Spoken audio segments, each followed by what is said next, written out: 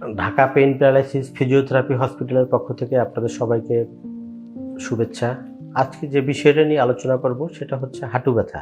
অধিকাংশ মানুষই কোনো না কোনো বয়সে হাঁটু ব্যথায় ভোগেন। হাঁটু ব্যথার বিভিন্ন রকম কারণ হয়ে থাকে, যেমন মেনিসকাস ইনজুরি, আঘাতজনিত ব্যথা, বাতজনিত ব্যথা। আমাদের দৈনন্দিন জীবনে হাঁটু ব্যথা থাকলে স্বাভাবিক কাজকর্ম করাটা কঠিন হয়ে পড়ে। বর্তমান প্রেক্ষাপটে এই সমস্যা দিন দিন বৃদ্ধি পাচ্ছে। হাঁটু ব্যথা যাদের থাকে তারা ঠিকমতো নামাজ পড়তে পারে না, হাঁটু ভাঁজ করে যে কাজগুলো করতে হয় স্বাভাবিকভাবে সেটা করতে পারে না।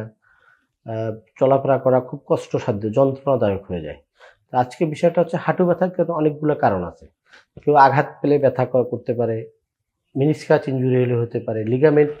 যে মেনিসকাসটা হচ্ছে দুই হাঁটুর মাঝখানে একটা ডিস্কের মতো থাকে, এটাকে মেনিসকাস বলে। এটা ইনজুরি হলে হতে পারে। আমাদের এটা হচ্ছে টিবিয়া এবং ফেবুলা। এই টিবিয়া ফেবুলাকে জয়েন্ট দিয়ে রাখছে, এখানে কিছু লিগামেন্ট আছে রশির মতো, যেটাকে এই যে একটা অনেকগুলো, এখানে 6টা লিগামেন্ট থাকে।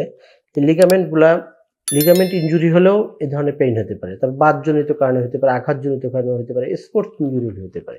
সেক্ষেত্রে আমাদের হাঁটু ব্যথার অনেক ধরনের আধুনিক চিকিৎসা আছে, যেমন হাঁটু ব্যথার কিছু এনএসআইডি, কিছু লাইফস্টাইল মডিফাই করা, কিভাবে জীবনযাপন করলে আপনার হাঁটু ব্যথা কম থাকবে, তারপরে কিছু ব্যায়াম থাকবে, কিছু ফিজিওথেরাপি, এবং বর্তমানে যেটা আধুনিক চিকিৎসা হচ্ছে রিজেনারেটিভ চিকিৎসা, স্টিম সেল বা পিআরপি। এই টাইপের চিকিৎসা নিলে আপনি লাইফস্টাইল মডিফাই করলে আপনি হাঁটু ব্যথা থেকে সহজেই মুক্তি পাবেন। আমাদের সাথে কথা বলার জন্য বা সিরিয়াল দেওয়ার জন্য নিচে দেওয়া লিঙ্কে যোগাযোগ করুন। ধন্যবাদ সবাইকে।